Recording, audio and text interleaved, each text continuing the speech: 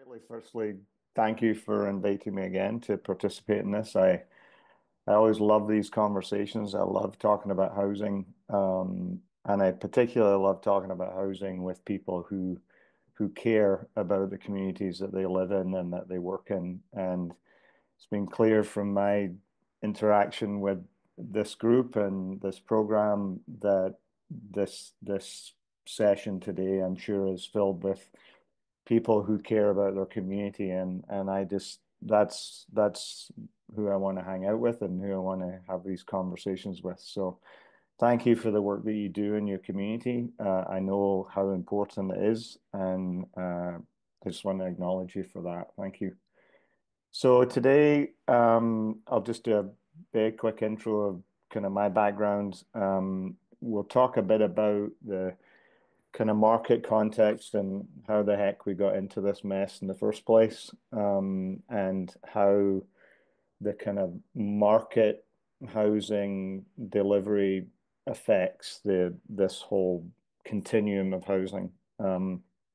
Market housing is a really important part of the equation, but it's pretty clear that the market housing delivery uh, is not serving as many people as it needs to serve in our communities. So we're going to dig into that. I'm going to share a little nifty kind of spreadsheet tool that a colleague of mine, Rob Purdy, created, and so we're going to talk about what levers can we pull to try to help deliver more affordability in our communities.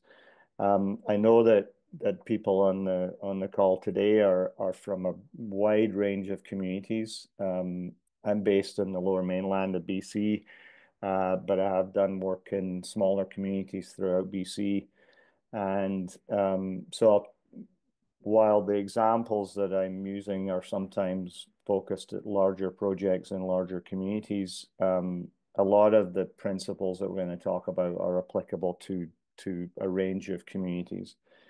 So we're gonna so I'll jump in here and we'll get through this the kind of introductory piece, but I want to just raise some things to think about, and then when we get into the breakout rooms and the Q&A following this, then that's where the real meat is, the real juice. So um well, doesn't want to move here. There we go. So just quickly, my background is real estate, starting in Scotland, kind of straight out of high school. So I've been at this for 45 years, which is a staggering number for me, but it is what it is. So yeah, my background is commercial real estate. I've done market development through my company, Chesterman Properties. That's included some of the images you see here. The small project is a six-home townhouses in Strathcona in Vancouver. This building in the middle here, if you hopefully you can see my cursor, but with the that's a building that I built with a partner, Matthew Carter, who and we ended up selling that building to Simon Fraser University for a postgrad residence building in downtown Vancouver. And then down bottom left is actually I got involved in the resort business in Tofino, BC, amazing community, and luckily also got involved in that community through my non-profit affordable housing work. So um, the over the years, I've also been involved in green building and doing a lot of work and both on my own projects and consulting with other developers to make their buildings more sustainable. And then in 2013, I founded an organization called Catalyst Community Development Society, which is still a nonprofit that develops, owns, and operates below market rental housing. And if you remember that continuum of housing that Michelle shared, we really aimed to build housing that was self-sustaining without any kind of ongoing government subsidy to serve households basically with income ranges from around 25 to 30,000 up to around $100,000 per annum. That's gross household income. So in that, what sometimes is called missing middle or workforce rental housing, down to people who are typically working, but kind of in maybe working full-time minimum wage jobs in the service industries. And just as a context, in BC, if you're working full-time and being paid minimum wage, you earn about $32,000 a year gross income. So we'll talk about incomes as we go along, but that's a frame of reference. And another frame might be in, for example, City of Vancouver. Median income is around $80,000 household income. So that gives you some context when we talk about rents and cost of housing versus incomes. So currently so I stepped away from Catalyst about 4 years ago. And since then, I've been working on my own projects, but also advising or working with a group called Sacha Investments, which is an impact investment. It's a family trust from the US that are investing around $200 million into affordable housing, regenerative organic agriculture, and forestry. So a kind of range of investments, but really doing important impact investment work. I also sit as on the board of BC Housing, and this is where I have to make the disclaimer that nothing I'm saying here today is in any way representing BC Housing. But we will talk about, I'm sure we'll touch on how BC Housing and other public funders are involved in housing. So that's a little bit about me. And then really, as I mentioned, what we're talking about today, or this program that you guys are engaged with, is trying to create housing that builds community and connection. Uh, I know that some of the questions are, if there are increased costs for delivering housing that is more connective, how do we pay for those costs? And then kind of that's inside what are the current fiscal realities, as I call it, of market and non-market housing. And that's what we're going to kind of dig into a bit more today.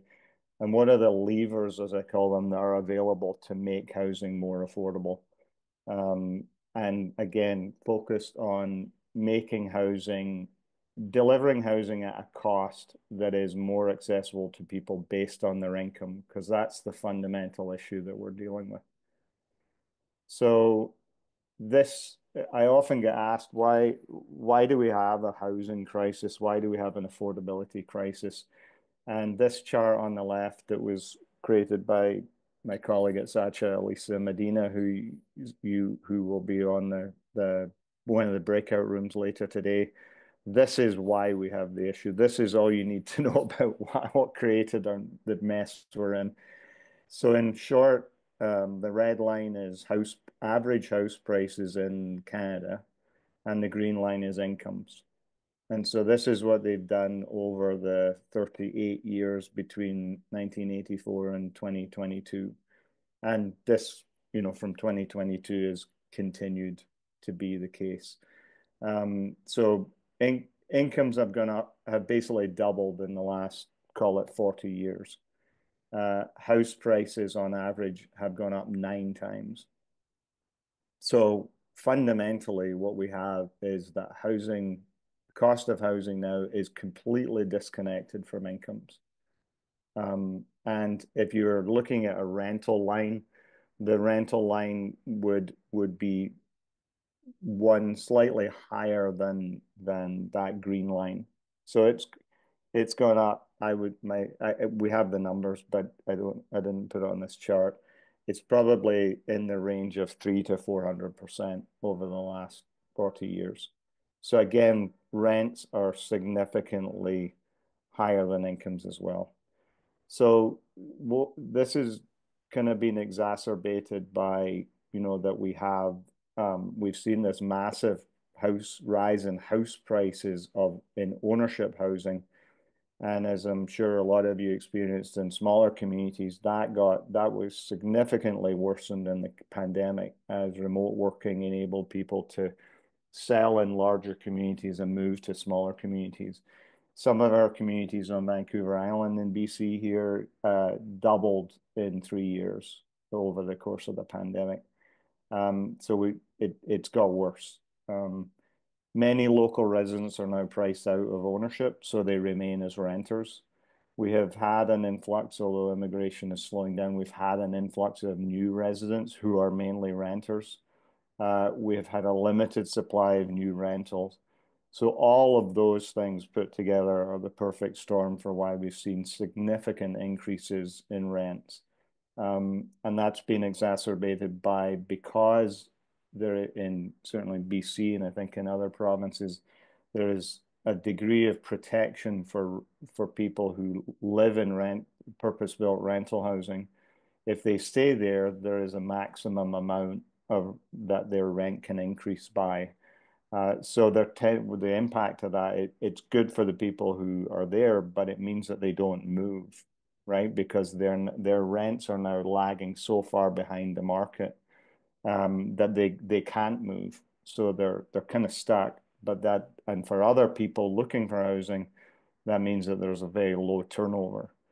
So all of that is leading to a more rental housing crisis.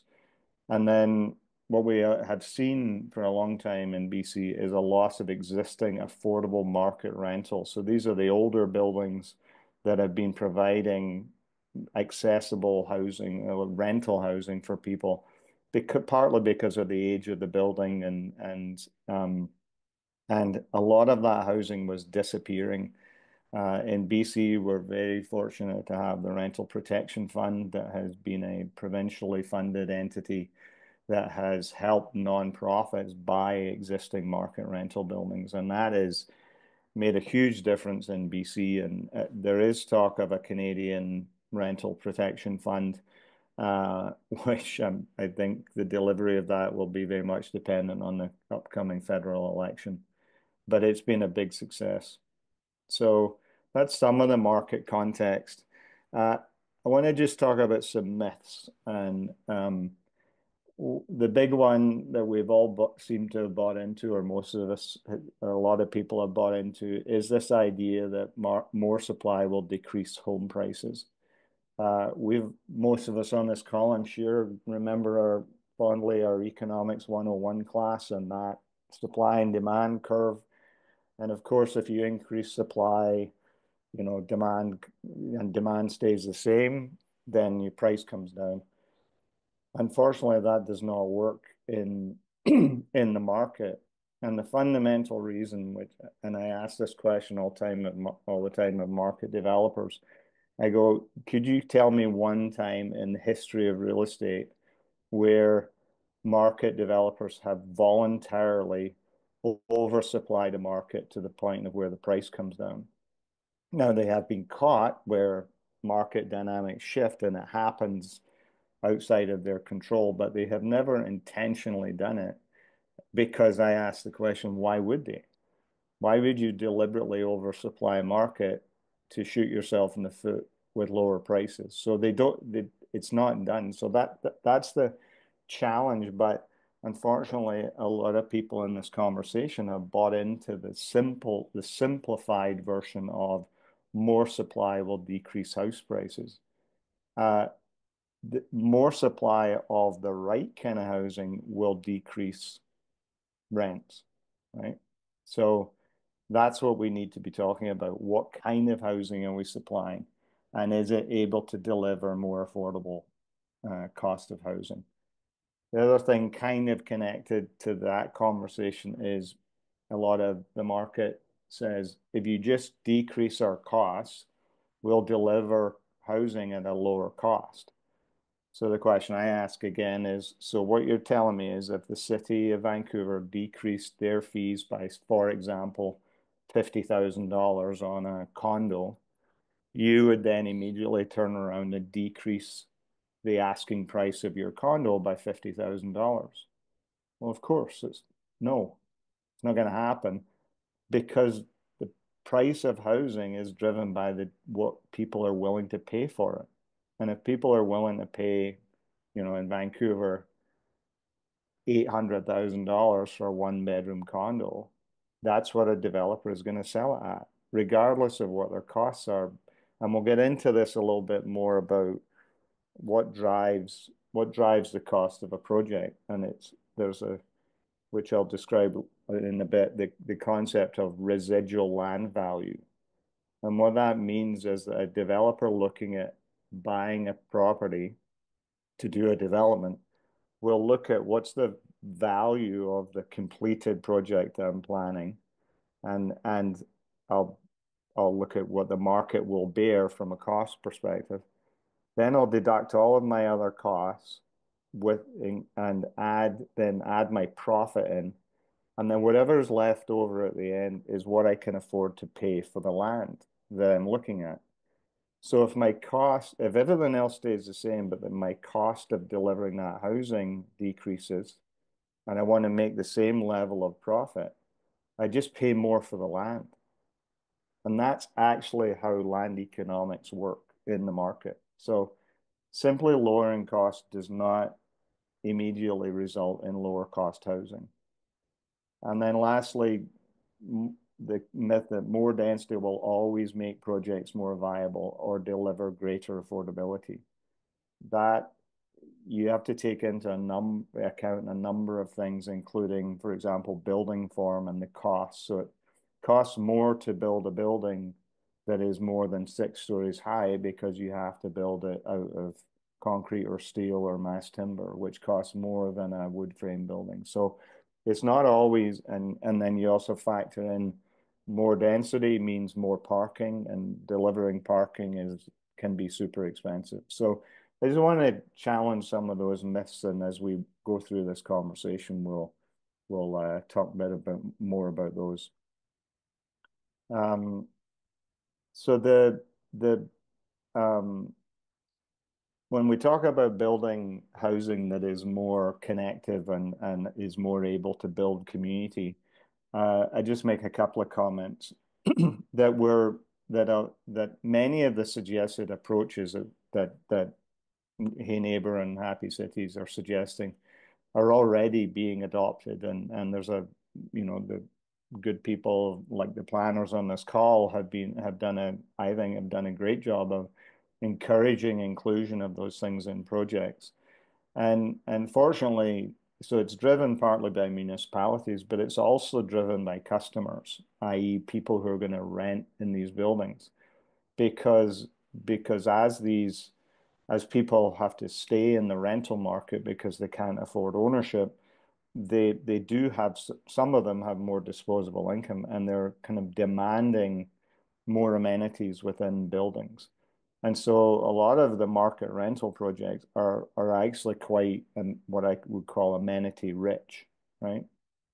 So, and at the same time, I understand that a lot of folks on this call are working in the municipal system or working in the housing delivery system, and they're maybe not quite sure what to believe because developers walking in the door looking for rezoning or development permit, are telling you how difficult it is to deliver housing, and you're financially, and you're saying, well, is that true? Like, what's my frame of reference, and how can I test what I'm being told? So we want to talk about that today. And at a high level, the reality is that in the last 2 or 3 years, in most communities, it has become more and more difficult to deliver housing, right? And that is due to two primary things. One is, and probably most importantly, is the increase in interest rates.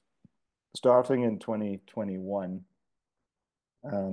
sorry, 2022, there was a significant increase in interest rates. And you'll see when we look at this kind of levers worksheet that we're going to walk through, the impact of interest rates on the cost of a project and the ability to borrow money to build a project is significantly impacted by interest rates. And then we've also got the double whammy of construction costs have increased significantly since the pandemic. And so you put those two things together, and it is a lot more difficult to build buildings that make sense and that are viable. The byproduct of that is that unfortunately a lot of market developers bought land assuming that we would continue to see lower interest rates and stable construction costs. So the end result right now is that they have overpriced land. A lot of developers own land that is not, they've paid a certain amount for it and is no longer valid as an input to a viable project. So the they actually own land that is unviable to build on. So we have seen significant drops of land value, right, in numerous communities. As I said, because if your costs go up in a project and your what you can sell or rent that project for stays the same, there's a downward pressure on land values. So there is some landowners are saying, well, I still need to sell, therefore I'll take a lower dollar amount for that. But there is a certain inertia to that, right? And then what you see is that if there is what I call a promise of more density, and then certainly in BC we've seen it with the provincial legislation that forces municipalities to allow more density on sites, particularly near transit, then the landowners are going, oh, it's payday for me. My land value has gone down, but now with this more density, surely my land value has gone up.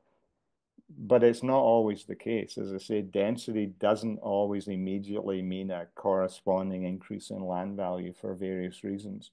So that increases this inertia of landowners to sell land at a price that enables a viable project. So hopefully that makes sense. But if we can, and in the Q&A session, we can dig into that. So I'm going to go through what I call the levers that can impact the ability to deliver affordable housing.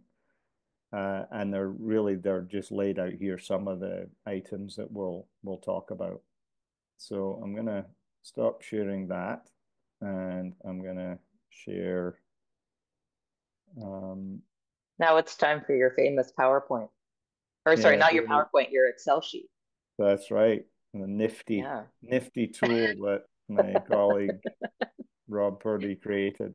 So, And I'll just mention to people too, I just pop this into the chat, but if participants want to start popping their questions in for Robert into the chat, I'll be keeping an eye there, and I'll find one that's a good start off point for the Q&A, and we'll go from there. okay, so we've got about, by my calculation, about five to 10 minutes max to just go through this. So I'll run through quickly, but Take the basically, 10 minutes, Robert. Yeah. okay. So I'll Yep. explain this then to you. That on the left here, we've got all of the costs that they're summarized, but all of the costs that go into building a project. And on the column here, we have the market cost. And then what we're going to do is on what I call the non-market side, we're going to adjust some of these costs. And then that also includes adjusting assumptions around interest rate, amortization, which is the number of years that a mortgage is spread out over.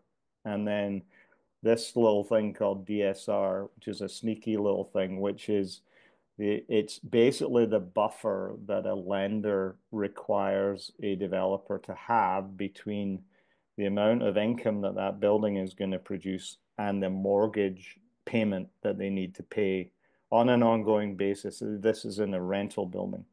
So that 1.2 number, just to touch on it, means that the bank looks for a 20% buffer between how much that building is earning and the mortgage payment. So they want a buffer for risk so if rents go down or vacancy goes up or operating costs go up, they've got a buffer and make sure that owner can still repay their mortgage. So you'll see the impact if we decrease that buffer. It basically means you can borrow more money.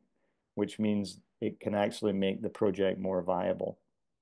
So over here on the right, the colored part is really just a graphic representation of these costs. And you'll see as we change the non-market costs, what happens to the stack on the right. And then over below that, you have an average rent per month. So that's just generated if we change these costs, what does it do to the rent, the average rent that we need to charge in that building in order to pay the mortgage, right? Now, on the market side, if they're able to decrease costs, the rent will stay the same because that's what the market is willing to pay, but their profit will go up, right? So on the non-market side, we're just because the objective is to deliver as much affordability as possible. If we can decrease our costs, it decreases our mortgage, therefore we can charge lower rents. That's the how it works on the non-market side. And then below that, highlighted in yellow, you'll well in the columns below, you see the rents for a studio, a one bedroom, a two bedroom, a three bedroom. And then that's the column that's highlighted in yellow is the corresponding income that's needed to pay that rent at the generally accepted level of affordability, which is 30% of gross household income. So assuming you're going to pay 30% of your income on rent, that is what the income that's needed in order to service that rent. So we'll just jump in and we'll see what happens. I'm going to pick some of these costs. So one of the, obviously one of the primary costs, you'll see it in blue here on the right, is land cost, right?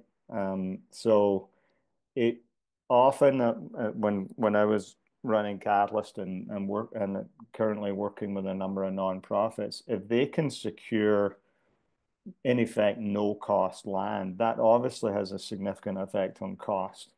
And that can be done by a lot of municipalities make land, municipal land available often on long-term land leases at $1, right? So that basically is zero land cost to the project.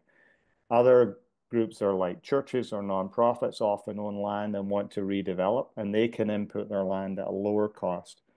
But if we just take that land cost out, say if this project, this non-market project secures no cost municipal land, you'll see what happens if we just take that out. So that's a 12.8% decrease in rents once it flows through the system. So again, it's lowering costs. We lower the mortgage that we need in order to finance the project.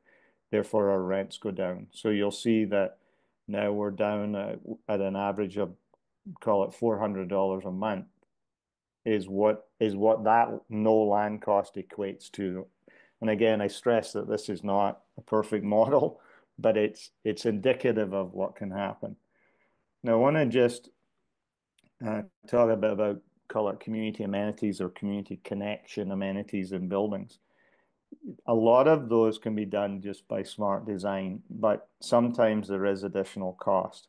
So let's actually just add cost to this, right? So we've got if I add $500,000 to the cost of a building, which is a decent amount of capital to spend on a building, we'll see what happens as it relates to that. So we've increased costs on the non-market building.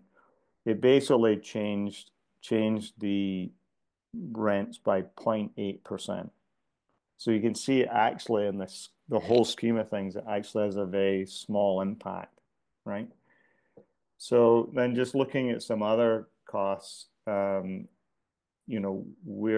looking at municipal fees. So these are development cost charges, for example, with municipal fees. A lot of municipalities we've worked with can waive those. In a building like this, you're probably looking at that being decreased by around $1 million. So we'll plug that saving in, and you'll see we're now back to 13.6% difference between a non-market and a market. the we have DCCs from TransLink, and we've assumed here, sorry, that this would actually be higher on this side. Um, the we've assumed that those fees would also be waived, right? Um, on the consultant side, to be honest, we're not seeing a lot of ability to decrease those costs, even on non-market projects.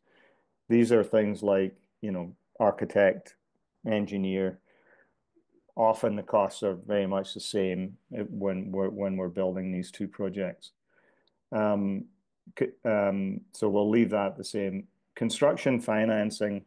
So this is right now in a purely market context, a developer would be paying probably around 7.5% interest on a construction loan. With creative CMHC financing, for example, that number can drop quite significantly to around, I'm going to assume 4%. Right now, probably more like 3.5%, but we can do 4%. So on a project like this, at this number, that would drop to around 1.2 of total cost. So about $1 million difference. And then what we have here, so our the next line is profit. So we've plugged in here on the market side that a developer would be looking for about a 12% return on cost. We can get into a lot of discussion around that, but it's going to make a significant difference. So when we look at, but over on the nonprofit side, we can change that because a nonprofit is looking really just to cover costs. Now, sometimes they have some costs of the in the realm of having to borrow impact capital, for example. So they would have a cost for that. But we can comfortably decrease that kind of risk factor down to, in this case, probably around $2 million. So I'm assuming that they're paying some costs. So that brings us down to just over 20% reduction just in changing the costs, right?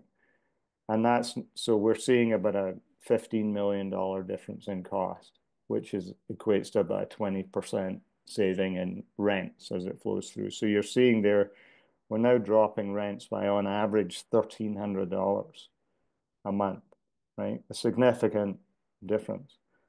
Now we're going to look at some of the probably the biggest levers in financing, and that's in interest rates.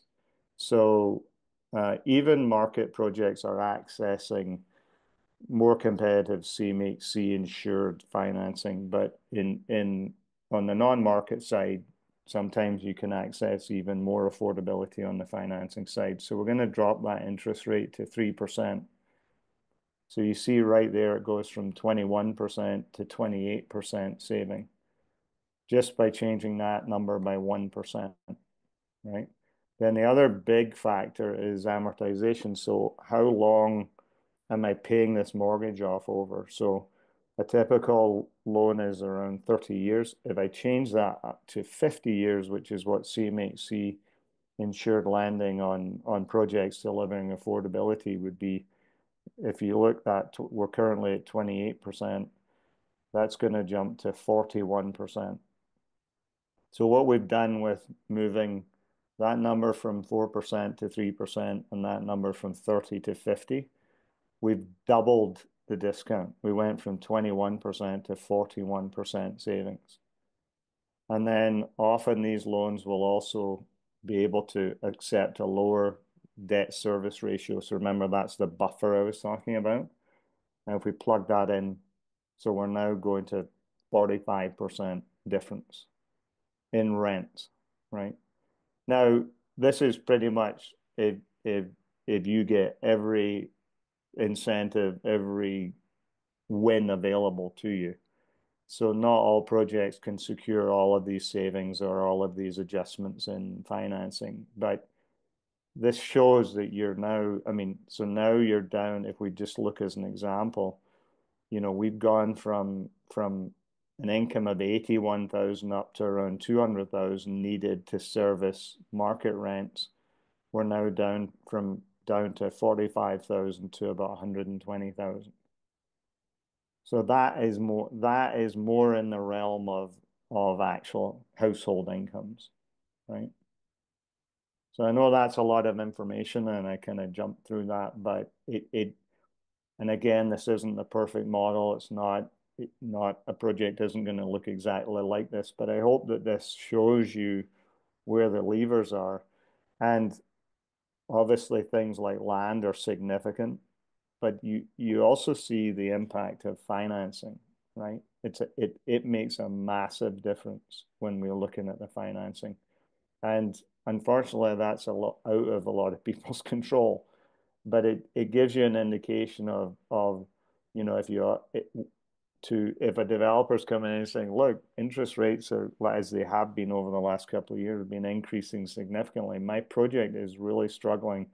How can you help me deliver this rental project?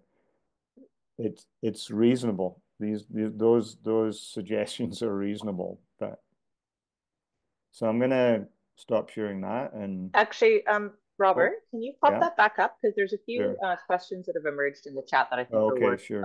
just going over again quickly because there was a lot in that. Yeah. I'm going to ask my question first. When you were talking about the profit line and saying we could talk about 12% in developers, Yeah. am I correct that for most market developers, if they're looking to get financing, their lenders are usually wanting them to have somewhere around a 15% profit margin, right? So it's It not like yeah, there's a lot of villainization of developers, but absolutely. If for a wanting to make developer profit, but their lenders are requiring them to have a profit margin. absolutely. I mean, Yeah. so it's a bit of both, but you're right. I Yeah. mean, if a developer walks in to a bank and says, lend me money for this condo project and his profit sitting at 5% of cost, they're going to go, we're not going to finance it. You don't have enough buffer. Again, profit is really another buffer in the pro forma for these things. So you're right. A bank or a lender is going to be looking for a decent sized profit margin because they relate to that like a buffer, right? Yeah. Now, Yeah. That's right. the other nuance to this is you're right. The number of 15% of costs get bandied around a lot, and Yeah. but actually most developers are more concerned with what's your return on equity, right? So, if you're, and what I mean by that is if a developer is borrowing, say you're doing a $50 million project and the bank says I'll lend you 80% of costs. So that means that they've got to come up with cash for 20%. So that's $10 million, right? So they're going to look at cost on that project or a profit on that project of 15%. So what's that? $7.5 million on of profit, and they've invested $10 million of equity. That means they're making 75% return on their equity, On their equity. right? And now that's over a number of years because they're investing their equity in at the front. But if they're able to squeeze that $10 million to, say, for ease of calculation, they're able to take it to 77 and a, or $7.5 million of equity needed to invest. So from 10 million to 7.5, that only takes a small increase in the amount that they can borrow, but it takes their return from 75% to 100%, right? So the return on equity is quite sensitive to the amount of borrowing they can get, right? All right. So the return on cost doesn't change in that equation, but the return on equity improves dramatically, right? And that's actually what developers are focused on. So